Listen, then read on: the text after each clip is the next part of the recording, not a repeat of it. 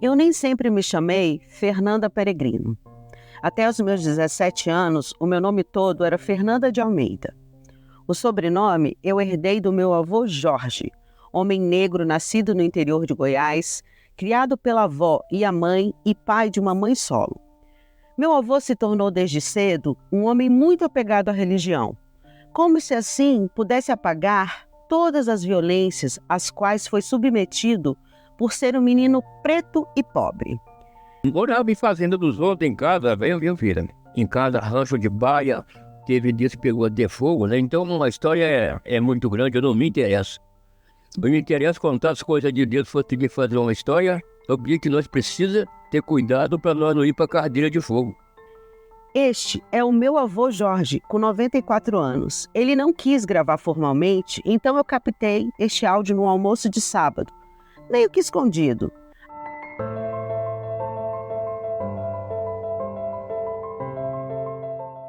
O sobrenome Peregrino veio em 1997, quando finalmente meu pai decidiu me reconhecer como filha legítima, mas não sem antes ter feito o exame de DNA. Naquela época, eu não queria mudar o meu nome. Afinal, aquela era minha identidade, minha história. Mas o meu nome e sobrenome se tornaram objeto de uma disputa judicial. O meu genitor dizia que não iria misturar o seu sobrenome com o da minha família materna. Minha mãe sentia que a honra da família havia sido ferida e lutava para que o meu nome tivesse o sobrenome paterno. O juiz não quis saber de drama e logo sentenciou que seja de Almeida Peregrino. É claro que jamais fui ouvida no processo. Fiquei frustrada e irada, culpei minha mãe e, de maneira imatura, resolvi passar a assinar apenas Peregrino. Uma vingança que jamais consegui desfazer. Afinal, no mundo da comunicação, nome e sobrenome são marca. E recomeçar uma marca do zero não é fácil.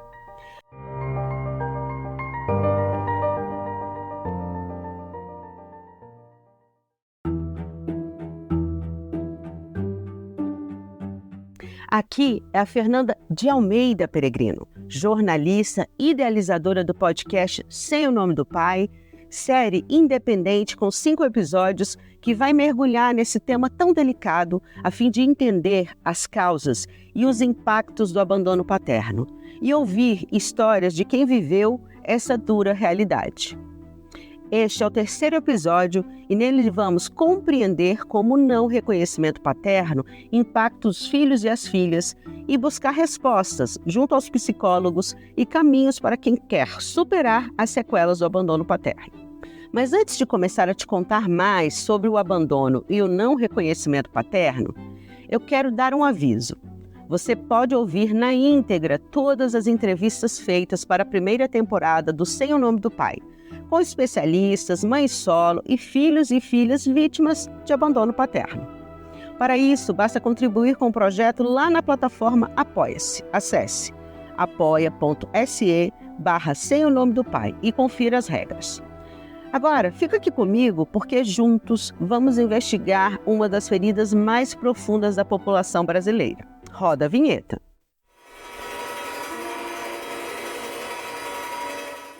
Sem o Nome do Pai Podcast, série independente com 5 episódios que mergulha em uma das feridas mais profundas do Brasil, o abandono paterno.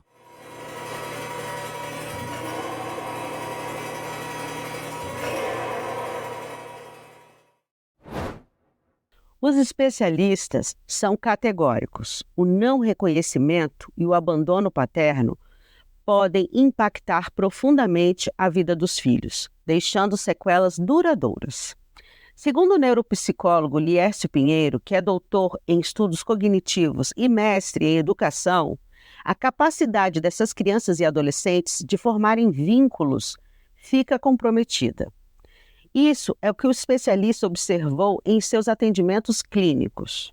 Eu, como sou um psicólogo clínico, um neuropsicólogo cognitivo, eu recebo inúmeras crianças com alguns desequilíbrios emocionais e também alguns distúrbios que nós chamamos de distúrbios do desenvolvimento.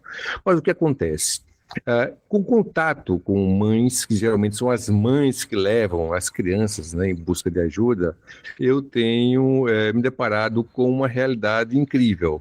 Que parte dessas crianças, né, que apresentam algum tipo, né, de disfuncionalidade. Fernanda, é importante compreender que quando eu chamo de disfuncionalidade, não é no sentido pejorativo do termo, mas que há um comprometimento emocional que essa criança inevitavelmente vai apresentar com relação à formação de vínculos, não é? Que já é uma das características do abandono paterno, que a figura paterna, como nós nos referimos na psicologia, não é apenas a figura do pai biológico. Não é? Então, assim, quando nós falamos pai, não vamos esquecer um pouquinho a história do DNA. Né? Então, a questão da relação entre o pai na estruturação da criança foi um tema extremamente importante nos meus estudos. Primeiro, porque nós temos que compreender que a criança ela precisa, né, de um equilíbrio emocional para o seu desenvolvimento. Imagine o seguinte: nós convencionamos, todas as teorias do desenvolvimento de psicologia convencionou que o desenvolvimento infantil é preponderante para uma formação adequada da personalidade. Né? Mas o que acontece? De 0 a 5 anos, olhe bem, de 0 a 5 anos, nós temos um fator extremamente importante na vida do ser humano. A partir do momento que nós nascemos até os 5 anos aproximadamente, eu digo aproximadamente porque não temos como definir uma data específica, o ser humano amadurece de forma diferenciada.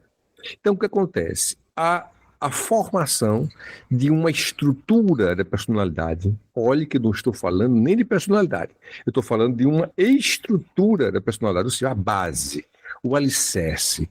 Sabe o que significa isso? Tudo que ocorrer, tudo que acontecer na vida da criança, né, nessa fase de 0 a 5 anos, vai ficar para o resto da vida. Ou seja, ela vai formar a base da personalidade. Porque a personalidade ela vai sendo formada ao longo da vida. Né? Então, assim, eu tenho um alicerce, eu tenho, né, as camadas que vão acontecer em cima desse alicerce. Isso ao longo da vida acontece. No entanto, a base sólida é extremamente importante. Aí você pergunta, olha, mas qual seria a base sólida? A base sólida é o contexto familiar, a figura materna e a figura paterna. Quando há ausência, no caso que nós estamos conversando aqui, a ausência paterna, eu vou ter um desequilíbrio nas forças, né, que são extremamente importantes para que esse indivíduo tenha uma estruturação emocional ao longo da vida. E os efeitos vêm no comportamento. A autoestima é, portanto, seriamente afetada. A ausência paterna pode levar a sentimentos de inadequação e insegurança, especialmente quando as crianças só contam com os cuidados da mãe solo. Sozinha, ela tem pouco ou nenhum tempo para oferecer a atenção e o afeto necessários para a criança crescer plenamente.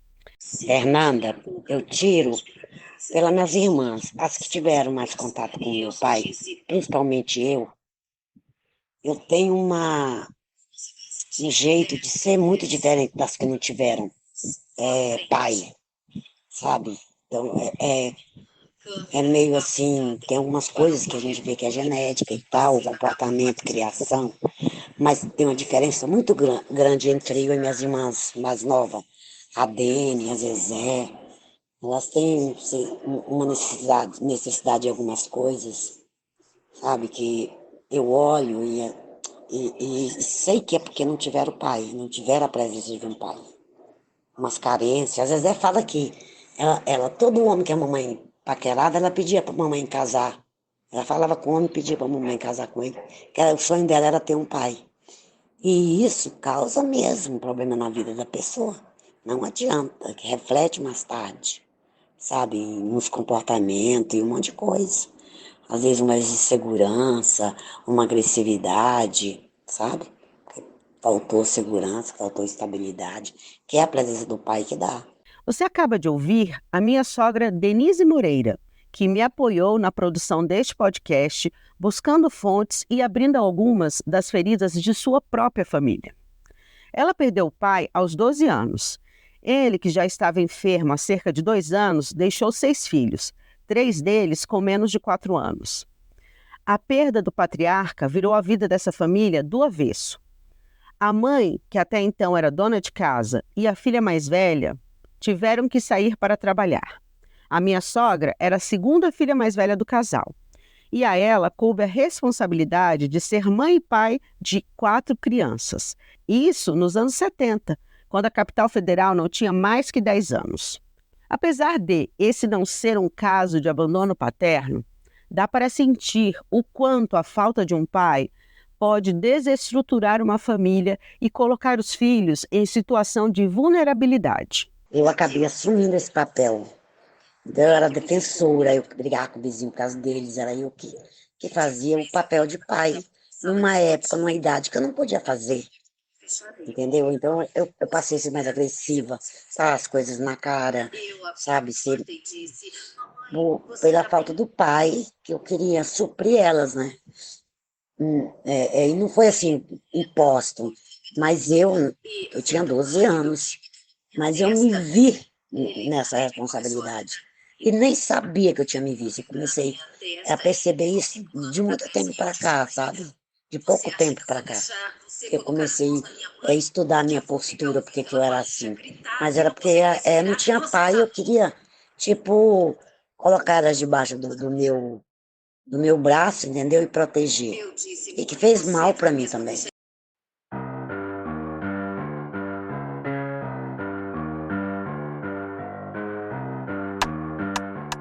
Hoje, eu vejo que ele não tinha o direito de abandonar a gente. Ele não tinha isso não podia ser uma opção, entendeu? Porque imagina só, se a minha mãe também se achasse nesse direito, onde nós estaríamos hoje? Agora, eu já tô com uma filha, quando minha filha nasceu, eu queria apresentar para o meu pai, mas eu não tenho um pai, entende? Não é uma pessoa presente que está participando da minha vida e que está ali para viver os grandes marcos da minha vida. Então, tipo, todas as vezes que eu tenho um grande marco na minha vida, eu vou acessar aquela criança de 11 anos, que foi ferida, que foi machucada. Antes de tratar sobre as sequelas do abandono paterno nos filhos e filhas, é preciso falar um pouquinho mais sobre os padrões comportamentais de gênero na sociedade brasileira. É um assunto que já abordamos no episódio passado, mas a partir da perspectiva sociológica. Neste programa, o viés será o psicológico. Para a psicóloga Célia Ximenes, com especialização na abordagem sistêmica, não é possível compreender o abandono paterno sem antes olhar para a cultura sexista brasileira. Ela destaca que, como no Brasil, tudo que tem a ver com cuidado e afeto é associado à mulher, ao feminino, isso acaba prejudicando, de partida, a construção de vínculos por parte dos homens, o que afeta, inclusive, a sua compreensão de que também é responsável por cuidar e dar afeto aos filhos. O afeto ainda é muito exigido da mulher, tanto para os homens quanto para os filhos, né? Tanto é que as profissões de cuidado são ainda regidas por mulheres, né? A maioria é mulher. Por exemplo, a psicologia é uma profissão de cuidado e quando a gente vai para a faculdade a gente vê a maioria lá é mulher. Sim. Então, assim, é uma questão ainda da nossa cultura machista. Essa insensibilidade que já é condicionada ao homem desde pequeno. O homem não pode sentir, ele não pode ser muito sensível, ele não pode chorar, ele não pode, né? Senão ele é considerado afeminado, que isso é uma coisa do feminino, né? Sentir, chorar, ter emoções é considerado do feminino, que é uma fraqueza, né? Não é uma coisa que é natural do ser humano, como né? Como todos nós sentimos. Só que isso é blindado nele, ele pode ter, mas ele não expressa, é proibido expressar, né? Até sentir mesmo, eles se proíbem de sentir mesmo internamente. E aí, quando levanta essa questão do cuidado, do sentir, também é relacionado à mulher. E tudo que é relacionado à mulher, o homem rejeita como se fosse uma fraqueza. E isso leva também a não se preocupar tanto, a não ter tanta preocupação com o cuidado com o outro. Ele não é criado para isso, para ter cuidado com o outro. Por exemplo, as crianças. Até hoje você vê muito. O homem ganha o quê? Ele ganha liberdade, ele ganha carrinho, ele ganha bicicleta, ele ganha skate, ele ganha a liberdade, ele ganha o prazer pessoal dele, né? O carrão, é ter um carrão, é se realizar naquilo. A mulher, ela ganha o quê? O cuidado com o outro. Ela ganha a bonequinha, ela ganha a taminha de passar, né? Ela ganha a pia, ela ganha a cozinha para cozinhar para o outro. Sempre condicionada ao cuidado, a amar o outro, a cuidar do outro. Então, a gente já é educado desde pequeno. O homem, ele é livre, ele vai jogar bola, ele vai sair com os amigos, ele vai se divertir. É um prazer egóico, uma coisa dele, prazer para ele. Ele não se importa muito com o cuidado do outro, porque ele não foi educado para isso. A gente não. Desde pequeno, a gente é condicionada a pensar no outro, a cuidar do outro, a ter um bebezinho, a ser mãe. Isso já é genuíno da gente, lá da infância, de passado de pai, transgeracionalmente e educado também para isso. Então, culturalmente, o homem não foi feito para cuidar. Hoje em dia está mudando mais isso, né? A gente muda, questiona essa coisa do brinquedo da menina, o brinquedo do menino. Célia Ximenes afirma ainda que os homens não são educados para serem responsáveis afetivamente. Como diz a professora Valesca Zanello, da Universidade de Brasília, os homens são autocentrados. Hoje em dia se fala nisso, da responsabilidade afetiva.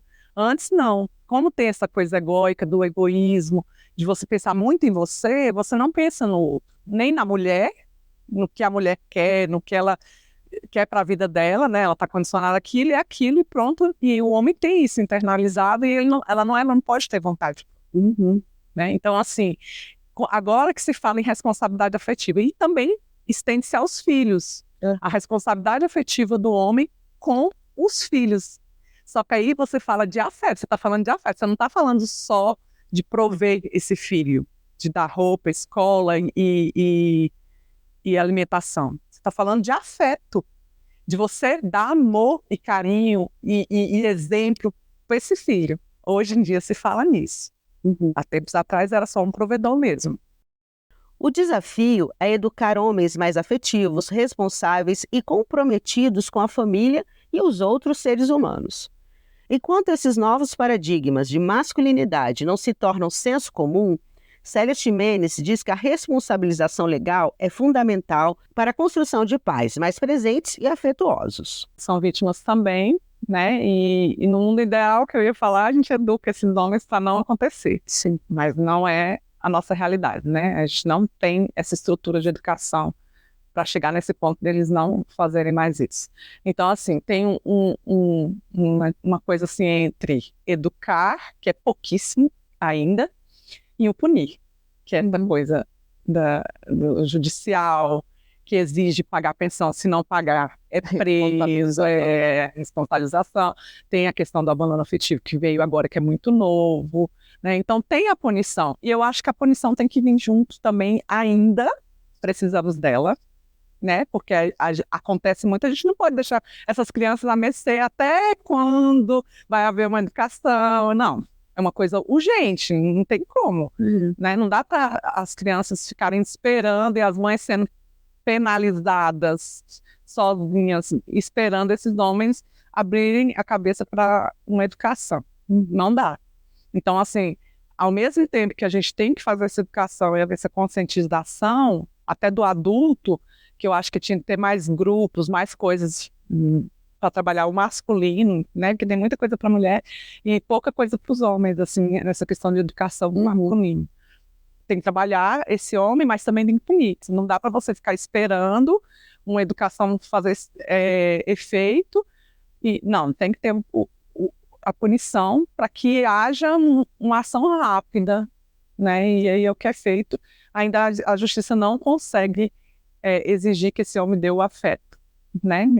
Até lá regularizadas as visitas, mas eu vejo muitas crianças aqui que vêm para cá e mães falando, não tem como obrigar, ele não pega, chega no dia de pegar, ele não pega, e eu não tenho como ir lá e obrigar Eu nem quero que meu filho também vá para esse pai obrigada.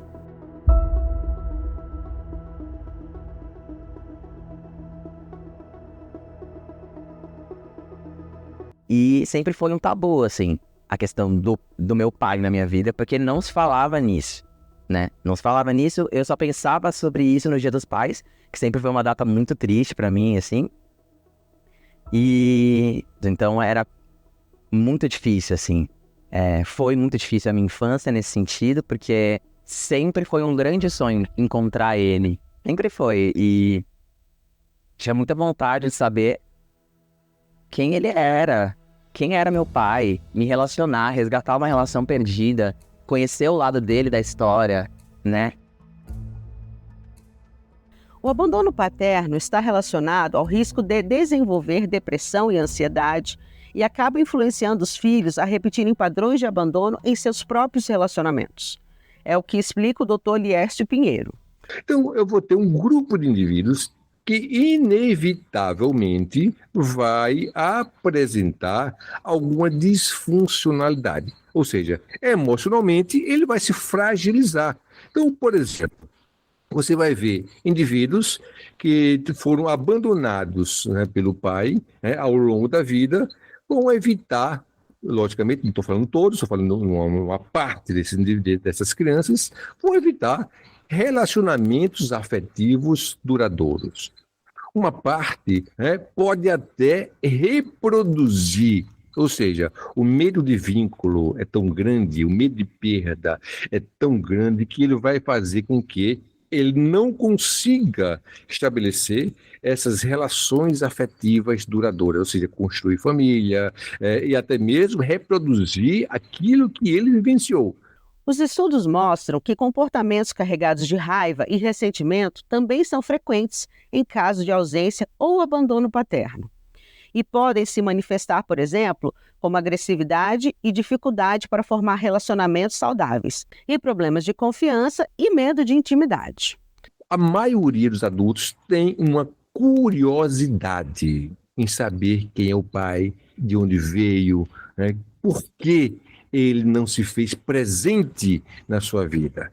Agora, isso é interessante.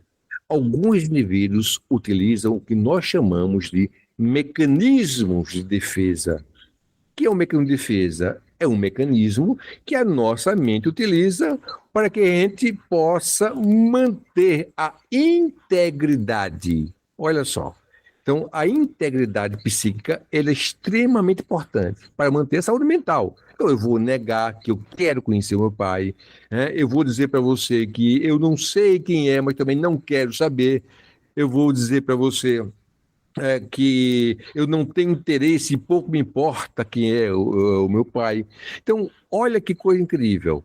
Há, na realidade, um sentimento de abandono na maioria das pessoas, muitas vezes inconsciente, mas essa inconsciência, né, ela faz muito presente nas ações do nosso dia a dia. Eu sou professor universitário, eu trabalho na universidade pública, e eu digo assim para os meus alunos, nem tudo que eu falo, eu sinto. E nem tudo que eu sinto, eu falo. Por quê? Porque tem muitas defesas por trás, para manter a integridade da nossa mente. Então, quando você vê essas alterações comportamentais, você começa a entrar em contato com um mundo de desajuste, ou seja, de uma disfuncionalidade. Você vai ver adultos que passaram por isso e não conseguem estabelecer relações duradouras, por exemplo. Você vai ter adultos homens principalmente, que repetem há uma repetição contínua do que eles viveram na infância, a frustração. E isso é um comportamento neurótico. A gente fala, mas o que é neurose? Neurose é um transtorno leve, mas é um transtorno que incomoda muito, né? É um transtorno que leva o indivíduo a repetir uma série de ações e ele não sabe como sair daquilo, muitas vezes inconscientemente. Então, essa perspectiva do abandono paterno, tem consequências duradouras. Então, na infância, a criança pode se sentir isolada e diferente dos outros meninos e meninas. especialmente daquelas que têm pais presentes em suas vidas. Além disso, há casos em que esse garoto ou garota tem dificuldade de concentração, problemas de aprendizagem e baixa motivação na escola. Porque a criança, ela não vai entender que aquilo lá é uma responsabilidade do adulto, do pai. Ela vai trazer a questão para ela, de como se o pai tivesse abandonado por questão dela, alguma coisa que está nela. A gente ouve muito das crianças, meu pai não gosta de mim porque eu sou baixinha, meu pai não gosta de mim porque eu sou mulher, meu pai não gosta de mim porque eu sou mal criada. Então a criança, ela traz muita responsabilidade para ela. Ela não vai, em primeiro momento, ela não vai odiar o pai, ela vai se odiar por não ter conseguido manter esse pai, como se a responsabilidade fosse dela. E isso é genuíno, assim, as crianças tendem a trazer para elas a culpa tanto de ter apanhado, de ter sido abandonada, né? Qualquer coisa que acontece com elas trazem a resposta. Até a separação dos pais, às vezes a criança fala, não, foi por causa de mim, né? Que eles brigaram. Então, assim, eles trazem a responsabilidade para ele. Então, a autoestima já fica ali comprometida. E a partir disso, vem muitos prejuízos, que são escolares, desenvolvimento intelectual, acadêmico, escolar, daí para frente. Apesar de todo o sofrimento que a criança pode sentir por saber que foi rechaçada pelo pai, o Dr. Liercio Pinheiro orienta que a mãe não deve esconder a verdade dos filhos e filhas. Então, imagine uma criança que não teve o contato com o pai. Houve o abandono, não tem o nome do registro, né? Ele não sabe quem é o pai. Muitas vezes a mãe, numa tentativa errônea de proteger a integridade mental, a integridade psíquica dessa criança, o que ela faz? Ela vai omitir, né? Ela não diz para a criança quem é. Lógico, né? A mãe não é culpada muitas vezes, mas ela está pensando que está protegendo o filho, mas não está. O filho precisa saber, a criança precisa entrar em contato com essas emoções para que ela possa abordar. Por quê? O nosso nível de frustração, o nosso processo de entrar em contato com essas questões que são significativas na nossa vida é de muita, mas muita importância. Por aí eu vou fazer o quê? Eu vou elaborar e reelaborar. É por isso que nós temos a resiliência.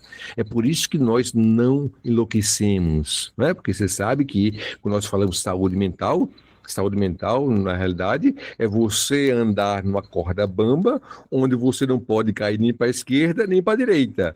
Então, a sua vida é uma corda bamba. A saúde mental é justamente essa perspectiva de você não conseguir, né, andar na corda bamba e cair. Aí você tem um transtorno psicopatológico.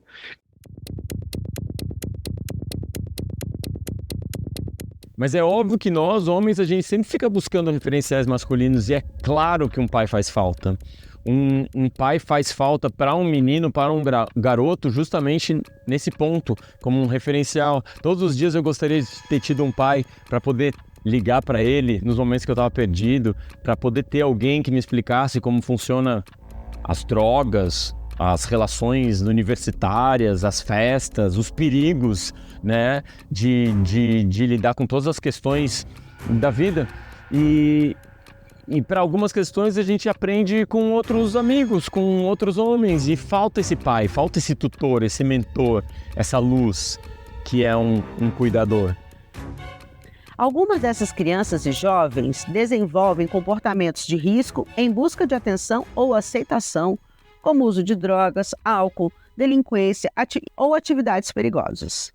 Como é uma figura ainda de autoridade, o homem na nossa sociedade, em casa ele tem uma figura de autoridade, os homens ficam desafiando essa autoridade ao longo da vida. Normalmente eles se envolvem na vida criminal, uso de drogas, entorpecentes, até para lidar com essa dor que eles não são ensinados a lidar com ela, é uma dor imensa que ele não sabe lidar e ele vai para a fuga.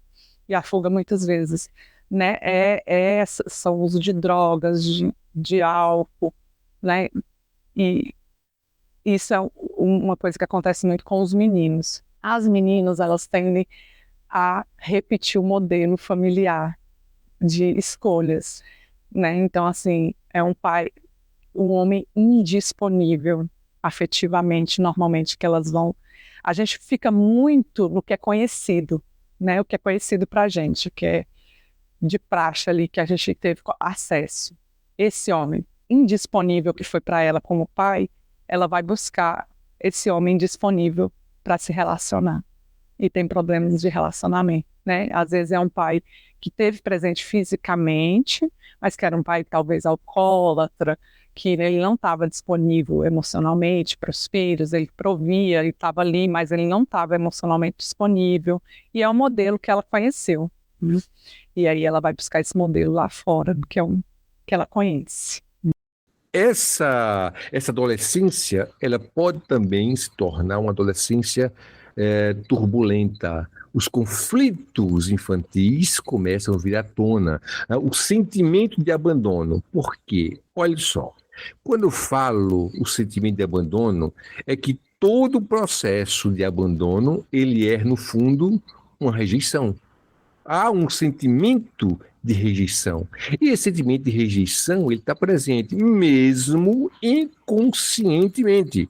Então, esse processo, inevitavelmente, ele começa a tomar forma em termos de alterações comportamentais, inclusive podendo desencadear o que nós chamamos transtornos psicopatológicos, depressão, síndrome, né, ansiosas, olha só, né, transtorno de ansiedade generalizado. Então, eu tenho todo um processo, inclusive, você vai ver alguns casos, né, muito mais grave, né, onde alguns adolescentes, por um conflito interno que nem ele compreende, você vai ter um suicídio, né? O comportamento suicida, a ideação suicida, não que ele cometa suicídio, mas a ideação, a ideia persistente, muitas vezes faz parte de um conflito. Há casos que, sem o reconhecimento e o amor do pai, a pessoa tem dificuldade de formar sua identidade e saber quem realmente é. Além disso, na tentativa de preencher o vazio deixado pelo genitor, há quem busque a aprovação de outras figuras masculinas, como avós, tios ou professores. E eu era uma criança que estava sempre procurando esses pais, né? Era namorada da minha mãe, era no meus tios, era no meu avô, então eu tive muitos pais, não foram poucos, não. Então, realmente, de fato, é importante mesmo ter essa figura de afeto, né? E é interessante isso, né, que você colocou. Essa busca, né, pela figura foi importantíssimo, não é? Não pense que isso foi fragilidade, porque não foi. Foi importantíssimo. Isso foi o seu psiquismo buscando um equilíbrio. É isso que impediu você de enlouquecer, literalmente. Né? Eu digo você, mas eu estou falando todo mundo. Né? É isso que impede o ser humano de enlouquecer. O psiquismo busca no outro, né, um amparo. Busca no outro, nós somos inevitavelmente seres relacionais. Eu preciso do outro afetivamente. Eu sempre duvido que as pessoas, eu não preciso de ninguém para viver. Mentira. Nem sempre o que eu estou falando é verdade, não é? Então, o que acontece? Nós somos, por definição, nós somos seres relacionais. Nós precisamos do outro para o nosso crescimento. A nossa linguagem é desenvolvida através das relações. Olha só, se eu não conseguir, por exemplo, me relacionar, uma criança se relacionar com um adulto, ele não vai aprender, ele não vai desenvolver a linguagem, porque ele precisa daquele convívio para compreender como funciona. Então, inevitavelmente, é inevitável o psiquismo buscar. Eu quero que o meu psiquismo realmente busque, né, a minha estabilidade. É isso que vai manter a minha sanidade mental.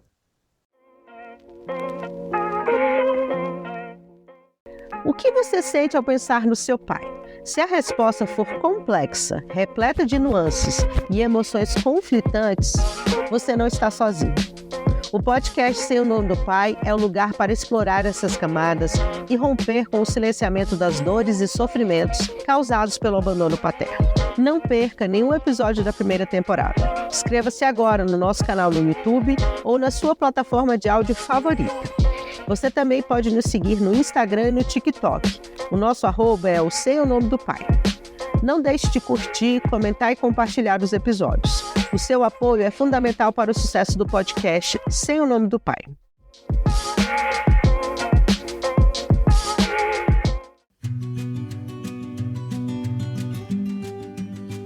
Para mudar o fato da falta que ele fez, né? Pra mim, na minha vida.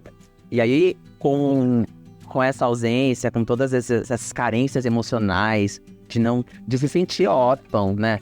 Esse sentimento de orfandade que grita na gente, que a gente se sente sozinho, abandonado, que se sente diminuído, inferior, entendeu? Mais feio que as outras pessoas, menos merecedor de ser feliz. Aí você se diminui pra caber no mundinho das pessoas, pra ser aceito por elas. E aí você tenta se enquadrar nos perfis e, na verdade, você não consegue, porque você passou por muita coisa, entendeu? Processar a rejeição não é uma tarefa fácil ou pequena. Dói e muito. Muitas vezes leva uma vida toda. Muitas vezes faz você escrever um podcast inteiro. Mas Liércio Pinheiro diz que elaborar o abandono paterno é possível e necessário. Eu não posso, Fernanda, obrigar ninguém a me amar. Eu não posso obrigar ninguém a me querer, a me aceitar. Mas eu posso, né, ter o direito de saber de onde, né, eu surgi, quem são os meus pais, quem foram as minhas famílias, quais os motivos que levaram, né, esse abandono. É interessante que você vai ter vários profissionais hoje utilizando um termo, até um termo forte, né, para uma tentativa de chocar até a sociedade, para chamar a atenção para essa perspectiva de aborto. Né, de aborto emocional. Então, há um aborto, né, um aborto no sentido, né, de uma fragmentação tão intensa, né, que o indivíduo, né, ele se vê perdido. Né? Então, há um rompimento do vínculo. Ele se sente abandonado porque é um abandono, né? É um aborto emocional, inevitavelmente, mas ele precisa lidar com isso. Eu sempre digo o seguinte: eu não posso voltar ao meu passado, eu não posso mudá-lo, mas também eu não posso estar preso nesse passado, sofrendo no presente. Eu só tenho uma coisa de concreto na minha vida, é o meu presente, é o meu aqui e agora. Então, se eu deixar esse passado comandar a minha vida presente, eu vou ter sérios problemas. Se eu deixar o meu passado direcionar a minha vida, isso vai gerar várias consequências, inclusive consequências sobre o meu futuro, as minhas expectativas com o futuro. Eu sempre digo o seguinte: olha, nós sabemos quando uma pessoa está emocionalmente abalada ou quando a pessoa está emocionalmente comprometida, quando ela vive no passado ou vive no futuro. Nunca vivendo no presente. Eu sempre tenho alguma coisa para sofrer no aqui e agora. Eu sempre estou procurando a causa do meu sofrimento, mas que esse sofrimento inevitavelmente precisa ser superado. O que passou está lá atrás. Eu preciso ter a força de superação. Então, a sensação de abandono, a perspectiva que eu tenho a respeito da vida como consequências desse abandono, precisam inevitavelmente serem superadas. Então, esse é o grande desafio da psicologia no processo de superação desse abandono emocional. O neuropsicólogo ressalta ainda que, para o nosso inconsciente, as feridas, os traumas, não envelhecem. Portanto, se o abandono paterno tiver marcado o indivíduo, ele não desaparecerá. Situações inacabadas exigem a busca consciente da superação. É que o nosso inconsciente, ele é atemporal. Olha só, aqui dentro Não existe tempo. Tempo é uma criação humana, ou seja, a medição do tempo é uma medição cognitiva. Ela é consciente, é inteligível. Olha só, então, o meu inconsciente, ele é atemporal, não existe tempo. Significa que o que aconteceu na minha vida há 5 anos, quando eu tinha 5 anos, quando eu tinha 10 anos, podem estar presentes ainda hoje. Né? Coisas que aconteceram na minha vida 10 anos atrás podem estar incomodando, situações que foram inacabadas, situações que não foram devidamente resolvidas. Olhe que coisa interessante. Nós temos situações não resolvidas ao longo da vida. Não vamos pensar que nós não vamos ter outra daqui para frente, não. Vamos ter várias. Mas qual é a perspectiva? É a possibilidade de você entrar em contato com essa questão e resolver, porque ela fecha, ela se resolve, muitas vezes se resolve sozinha. Agora, eu vou ter um grupo de pessoas que necessariamente vão precisar de ajuda. Eu não gosto, eu sou psicólogo de graduação, eu não gosto de uma certa afirmativa que os nossos colegas psicólogos costumam dizer, dizendo o seguinte: todos nós precisamos de psicoterapia. Eu não acredito nisso. Né? Eu acredito que nós temos potencialidades e situações inacabadas podem ser resolvidas por você mesmo. Agora, eu vou ter um grupo de pessoas que, inevitavelmente, elas não conseguem superar. Aí eu tenho o cliente da psicoterapia, eu tenho o cliente da análise, né, que vai entrar em contato com esses conteúdos e vai ser interpretado, que vai ser trabalhado, né, que vai ser resolvido por você, paciente.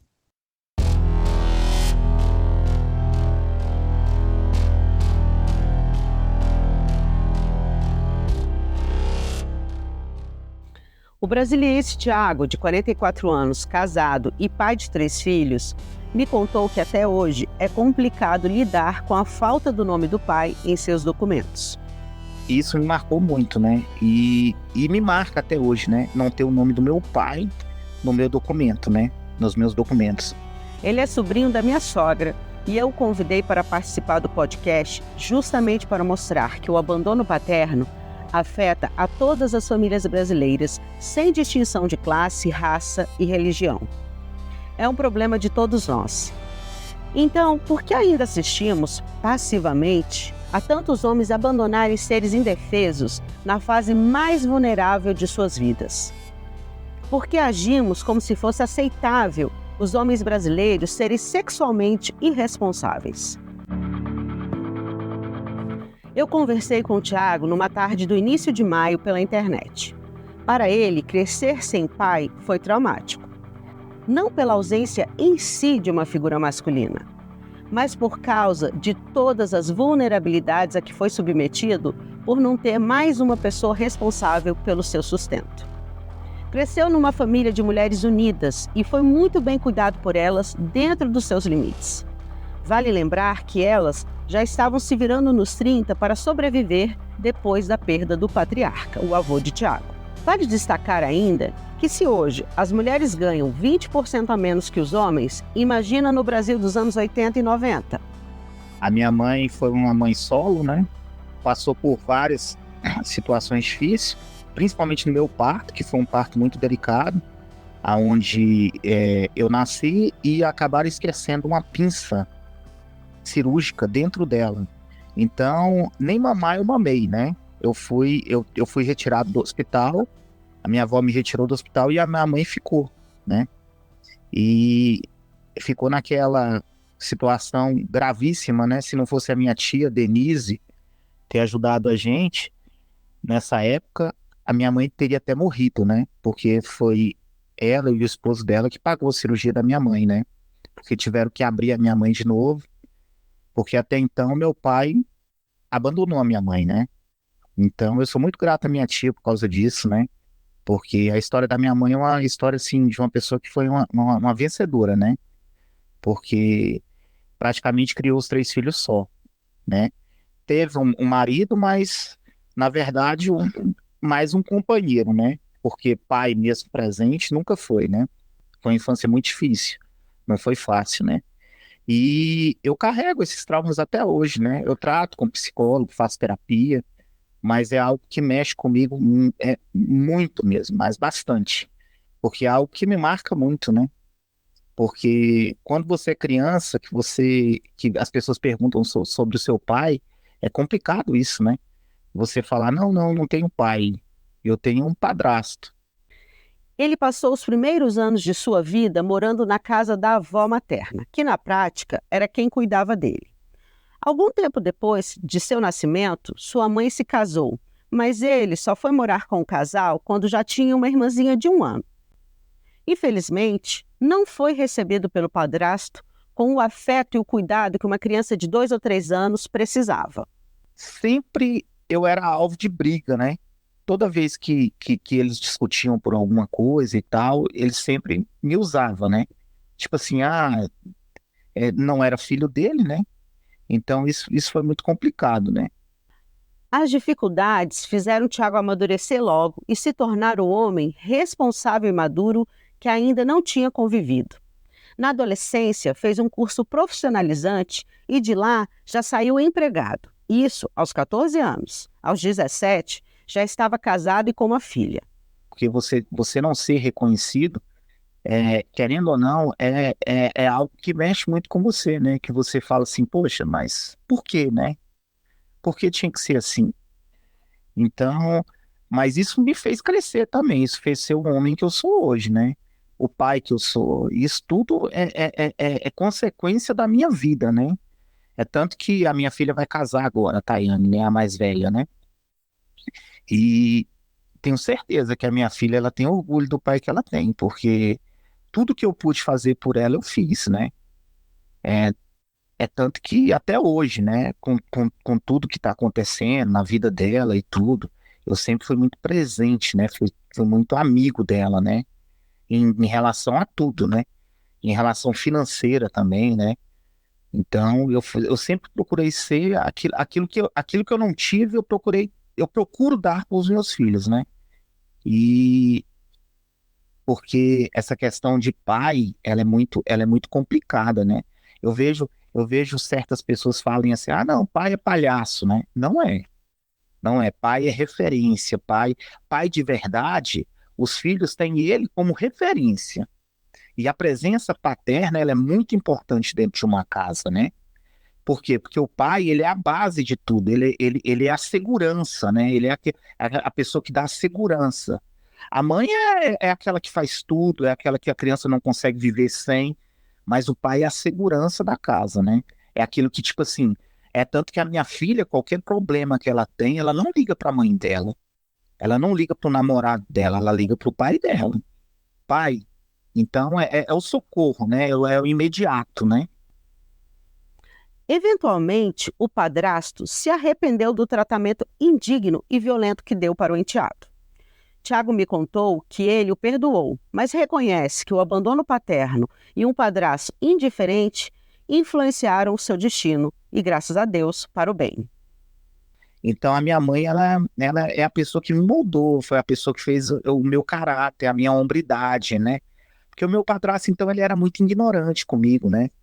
Ele me tratava de uma forma diferente, né? É tanto que ele se arrepende. Hoje ele chegou para mim e falou assim: eu tenho orgulho do homem que você se tornou, pediu perdão para mim, você entendeu? De tudo que ele fez lá atrás. Então, mas eu sofri bastante, assim, porque você criança, ouvir igual eu ouvi, você é filho de vagabundo, seu pai foi um vagabundo, seu pai te abandonou, seu pai abandonou sua mãe. Então isso mexe comigo grande, mas grande mesmo. É tanto que toda vez que eu tive brigas sérias com a minha esposa, que a gente nunca brigou na frente das crianças, né? A gente procura nem discutir perto das crianças, né? Eu sempre falei para ela, falo, ó, a gente vai quebrar o pau, a gente vai arrebentar as coisas aqui, mas amanhã é um outro dia. Aqui em casa ninguém dorme com raiva de ninguém, né? Porque justamente para isso, para não afetar as crianças, né? Eu tenho 2 meninos de 10 anos, né, que são gêmeos, e eles não sabem o que é uma briga assim, né? De eu e a mãe deles sair nas porradas, isso aqui em casa não existe, né? Por quê? Porque a minha mãe sofreu muito, né? sofreu até violência doméstica, porque antigamente isso era muito natural, né?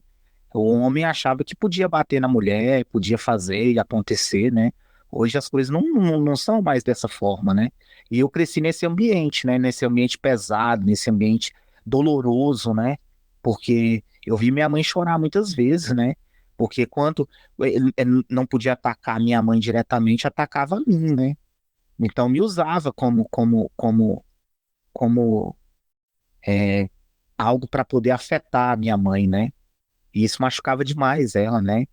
Porque é uma mãe, né?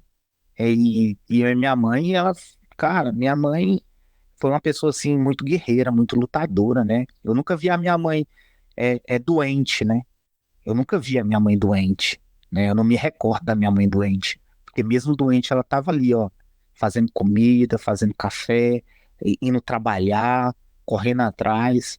Então, cara, ela é minha referência, assim, de pai, de mãe. Eu falo pra ela, cara, você foi uma heroína, né? Talvez se eu colocasse o nome do pai, talvez eu colocaria o nome do meu padrasto. Por mais que ele tenha sido lá atrás, ele foi ruim, foi uma pessoa ruim, mas ele foi a minha referência como pai, né? Eu colocaria o nome dele, entendeu? É tanto que outro dia ele até desejou isso, ele até chegou para mim e falou, né? Se eu quisesse, ele colocaria o nome dele em mim, né? Você vê que tudo que eu passei serviu de aprendizado tanto para mim quanto para ele também, né? Porque ele tem meus filhos como neto deles, né? E ele vê a forma que eu trato os meus filhos, ele vê do jeito que os meus filhos são com ele, né? De chegar, de pedir bênção e tudo.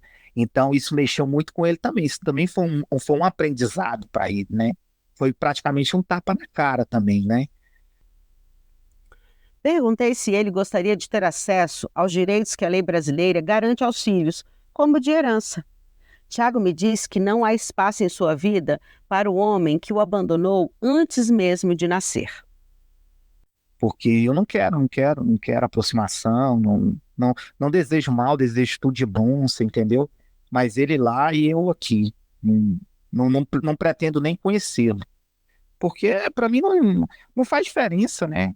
Hoje mas não faz mais diferença isso para mim, né? Eu tenho um referencial de pai, igual eu falei para você, de um padrasto, né? Que acabou fazendo o papel de pai, né? Por não ser uma pessoa culta e tal, acho que acabou me trazendo alguns traumas também, né? E tudo. Mas eu não podia ter ouro em pó, que para mim não fazia diferença. Hoje, na vida que eu vivo, na família que eu construí, no alicerce que eu fiz, para mim é irrelevante, para mim não tem diferença.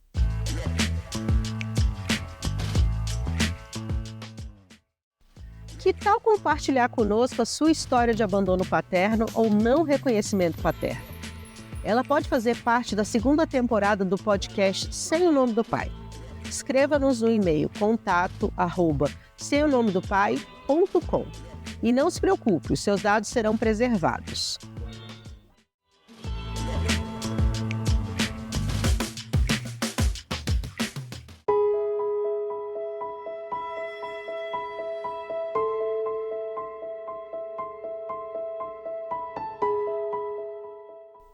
No quarto episódio do podcast Sem o Nome do Pai, vamos ouvir mães solo, que vão nos contar como lidam com a ausência do pai de seus filhos e como fazem para cuidar sozinhas de sua prole. O programa está imperdível.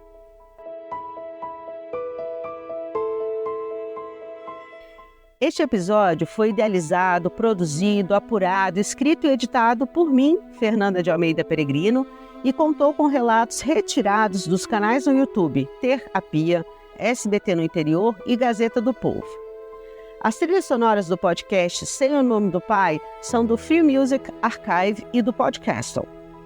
O Sem o Nome do Pai só foi possível porque recebeu apoio da Fordere, do Instituto Brasilinas, da M2 Comunicação Jurídica e da Mais Saudável Cozinha Fit. Contou ainda com o suporte técnico de Mairane Batista e Naira Almeida. Também não seria possível colocar o projeto no ar sem as doações financeiras feitas lá na plataforma do Apoia-se. A minha gratidão a todos que contribuíram. Lhes desejo muita luz e paz. Meus especiais agradecimentos a Denise Moreira pelo apoio na produção deste episódio e a todos aqueles que tiveram coragem de denunciar o abandono e o não reconhecimento paterno, contando aqui no podcast suas histórias. Não se esqueça de acompanhar os bastidores do podcast Sem o Nome do Pai no Instagram e no TikTok. Você também pode colaborar com este projeto independente doando qualquer valor. Basta acessar a plataforma Apoia-se. O endereço é apoia.se/Sem o Nome do Pai.